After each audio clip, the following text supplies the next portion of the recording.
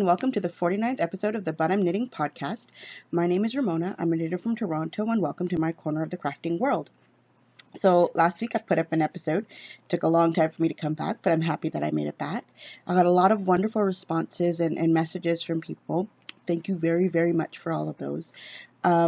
So this week I've got 2 half-finished objects, 2 works in progress that I haven't worked on in a while, and one of them I showed a little bit last week. So let's get on it. So this week I finished off, hold on, which bag should I start with? Oh, I still have not found my Harry Potter bag.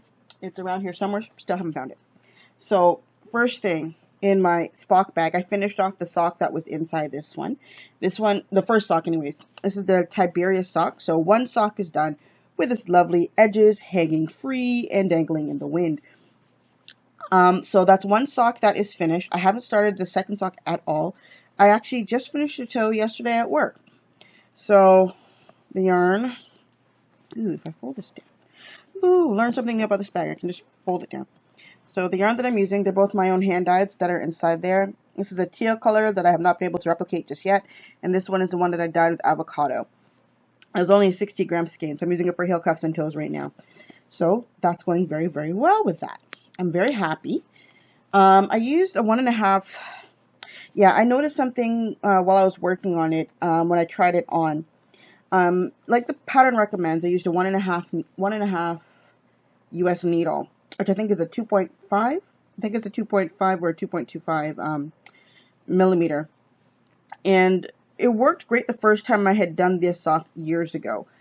I don't know if maybe the yarn is too fine or my gauge has gotten tighter since I last did these socks, but this feels kind of big for me.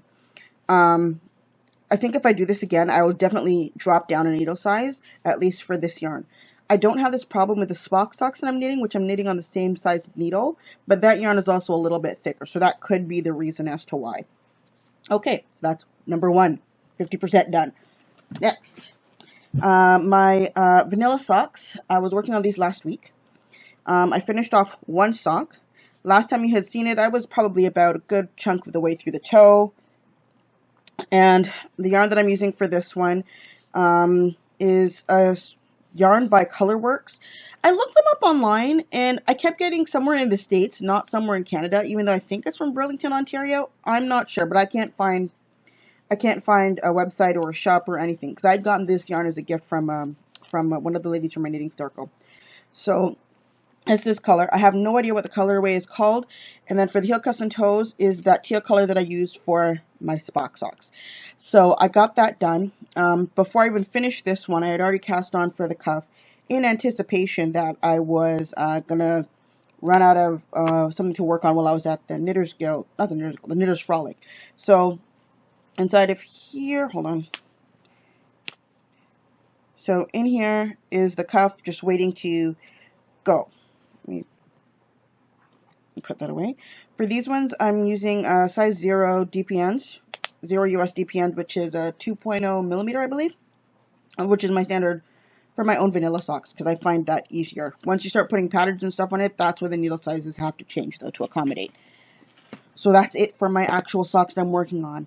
I still have my Spock socks, but I haven't touched those at all this week. I may pick them up again this week. We'll have to see how well that works. So for this week, shawl-wise, that's the next thing. In my No Makers bag that I got last year. I think it was last year. Anyways, I worked on my doodler shawl this week. I think I made a good amount of progress on it. I finished another wedge section. And I'm not in the middle of a row this time. So still can't stretch it out completely, though. Unfortunately, one of these days when it gets off the needles. So this whole lovely bunched up mess, this is my shawl. So last time you had seen it, and this is worked in short rows, so don't just take this height as an example, but this is where I started. And then I managed to get, I guess if you worked it all the way across, I can't even tell, but I managed to finish like another 10 rows on it, I think, is what it works out to be. So the yarn that I'm using are all my own hand dyed. The gray color, what did I call that one? because I split up 2 colorways for this. I think this is Electric Mayhem. The peach color, it never got a name, but I really like it. You can see it more here. And I can recreate this one. And then afterwards is my coral color. I think this was a Kool-Aid dyed one. I'm not sure. I don't remember. But yeah. So that's where it is now. According to the directions, I think I have one more wedge. Let me check. Not that page. I'm on wedge 3. I'm almost finished wedge 3. I'm halfway through wedge 3. More than halfway. And then after I start wedge 4, and after I finish wedge 4, then I go on to section 4, which is pretty much finishing it off. So with how long these things are taking, it may take me like a month before I finish this, but I actually do think it's possible. So I have this much yarn left for this one. Some of the parts of the direction means I got to go back and use another one, and they suggest color B. So I still got a good amount of that left. I have no idea where the leftovers are for color A, much to my dismay. But it's probably here somewhere. I just got to find it. So I'll put that all back without losing stitches. There we go. As the needle gets itself more. There we go. The needles that I'm using for these, I think they're a US 4. I believe these are not Knit Picks, Knitter's Pride. They're fixed circulars. Probably a US 4 or US 6, one of the two. It's usually what I end up using for shawls when I use a fingering weight. So that's all in here. My next project is one that I have not picked up in a while, and someone sent me a message about it, not about working on it, but a commentary from her husband saying, did she show both shawls? It inspired me to pick up the shawl and say, okay, I got to show off both. So here is my progress for my Find Your Fade. Hold on a second, as the yarn falls all over the place. I've already determined I'm probably just going to use one more color and make this a 6 color Find Your Fade as opposed to the 7, because that's going to be really, really big. I'm not a tall person, so I really don't need anything like that. So, can I get this up? Here is how it is so far. You can see that? So that's, oh gosh, okay, move that here. The ball is becoming a tangled mess. I spent like a half an hour yesterday trying to undo the self-form knots. I believe that it's doing it on its own. So, here it is so far. From the top. I could name you where I got the yarn. I couldn't necessarily tell you all of the names of the different colorways. So, I guess we can start at the beginning, if that makes a difference. So, this one is from Woolmees. It's all of the Woolmees ones I'm using. They're all for their twin base. Color-wise, don't remember. I'm pretty certain it was a weird different skein. This bright yellow, this one was from Knit Picks. That was Golden Sunshine or something like that, or Golden Rod, something like that. I can't remember. It's one of the first orders I ever made from Knit Picks was for that yarn, and somehow or another I never seem to be able to get rid of it. The next one is from Manos del Uruguay. I don't know what colorway it is. I don't remember, but I do like it. It blended in very nicely with the Knit Picks yarn. This one, the gray, is another Woolmees. This one is AL13 or 13AL. I never remember, but that's a twin as well. And now I'm on my second color of Manos del Uruguay. Still don't know the name of it, but I love, love, love this colorway. I think it would end up being one of those ones that if I ever go into a yarn shop and I see that they got another colorway, I would pick it up for shawls. I think it's beautiful, especially in the garter stitch. I just think that looks so nice. I think it looks so good. I love it. So that is all of my shawls. So I am making progress on them. So I'm at the point where I'm doing a little short garter section before I do the color melding and then switch over to the last color completely. Hold on. The last color, I think I'm going to keep it like my original plan. This is another Woolmees. This is either Sabrina or Elsa is the name of this color. It's like a turquoise, I guess is what you'd call it. It's not a teal. I know that. It's close to a turquoise. It's got a lot of green in it. I don't know if it really shows up well on the screen because right now it looks like blue to me. But yeah, so this is going to be my final color. I do have some leftover, what's it called? Sorry, leftover 658 a yarn that I dyed and my aunt got the socks. So I was going to use this as my 7th color, but probably not. Or maybe I should switch. Which one do you think should I use for my final color for this? I can either use the my leftover Woolmies, or I can use 658. Let me know what you think. Last week you guys were very helpful in regards to my felted socks. I guess the reason why I was so much in denial about whether or not they were felted is because they still fit my feet. I think now I'm definitely going to be more careful with them, especially when they're BFL, and make sure I pay attention as to whether or not they are superwash or not, because I don't remember whether or not these were.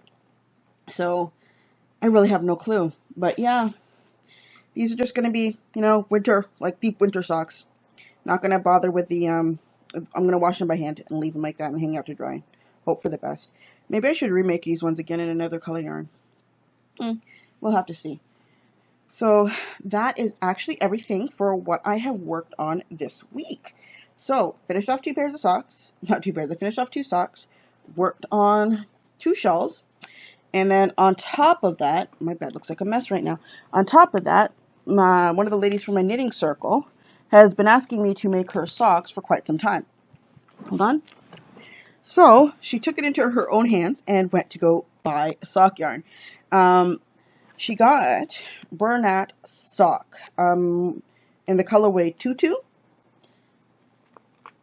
This one is acrylic and nylon, I think. I've never worked with this before, but I have seen people online. I have seen a few other podcasters use it for other people. Yeah, so I'm gonna give it a try and see how well it works. It should be okay.